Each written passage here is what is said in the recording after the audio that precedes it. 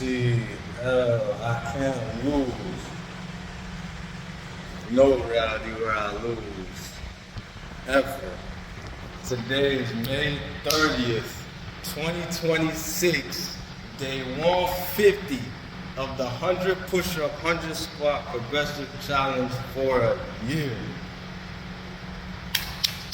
Today is GOAT day. Today is my birthday, and we're still pushing. May 30th is the best day in the world. I was born on that day. And we still gonna put the work in, it doesn't matter.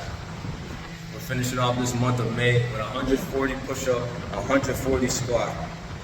And in 2 days, we go in the month of June, 150 push-up, 150 squat, every single day. You couldn't do this 23 years ago.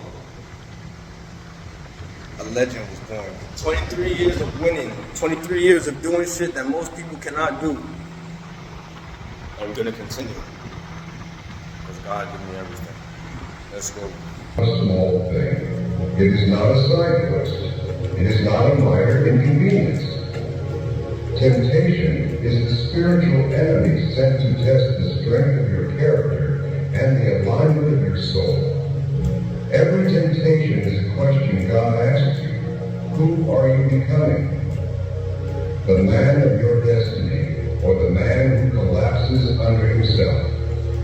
Because here's the truth most men never want to admit. Your fate is not stolen from you. You surrender it. And you surrender it the moment you allow temptation to weaken your mind, corrupt your habits, and fracture your focus. Temptation attacks men in silence, not through loud battles, not through obvious threats.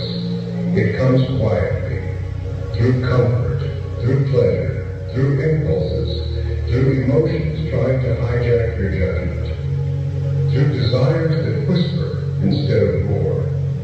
And this is why most men fall, not because they are weak, but because they aren't awake. The modern world has trained men to believe that temptation is but a man who knows God walks with systems, boundaries, and purpose. He protects himself intentionally. He eliminates openings that allow temptation to enter. He creates distance from anything that weakens him, even if the world calls it extreme. Because he knows the man who guards his environment guards his destiny. Temptation is not conquered in the moment it appears. Temptation is conquered in the lifestyle you build long before it arrives. Here's the difference between a weak man and a disciplined man. A weak man reacts. A disciplined man prepares. A weak man waits until the temptation hits. A disciplined man structures his life so the temptation has no room to thrive. A weak man falls and wonders why. A disciplined man stands because he chose to be unshakable before the battle even started.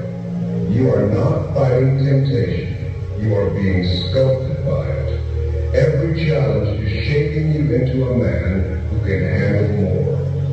More purpose, more responsibility, more influence, more spiritual authority. Gun-trained mind believes whatever feels comfortable in the moment. But a man with a disciplined mind recognizes the lie the moment it shows up and crushes it before it grows. Your mind is a battlefield.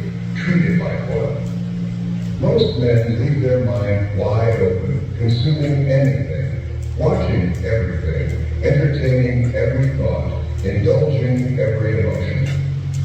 And then they wonder why temptation defeats them so easily. Your mind becomes what you repeatedly expose it to. If you feed it noise, you become chaotic. If you feed it lust, you become weak. If you feed it negativity, you become broken. If you feed it comfort, you become soft. If you feed it truth, you become unshakable. What you allow in your mind today will become your master tomorrow. A king does not let just anyone enter his palace. A warrior does not let the enemy stroll into his camp. discipline enter his spirit. So ask yourself, who and what have you been allowing into your mind without permission, governed by what you allow yourself to consume, focus on, and meditate on? A man who prays but doesn't discipline his mind prays for freedom but lives in chains. A man who sees God but doesn't govern his thoughts asks for strength but feeds his weakness. A man who wants destiny but entertains destructive ideas kills his future with his own imagination. Understand this deeply. You can't refuse to control. You can't outwork a mindset you refuse to confront. You can't out-discipline desires you continually feed in your mind. This is why mastery begins in silence. Take away distractions and you face your real self, your fears, your cravings, your wounds, your impulses, your habits, your inner arguments. Most men run from silence because silence reveals truth. But the man who conquers silence conquers himself. Because in silence, you learn to hear your thoughts.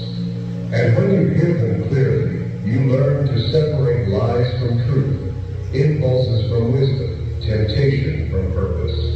A disciplined man is not just a man of action. He is a man of mastery. 23 years of winning, and the winning will never stop.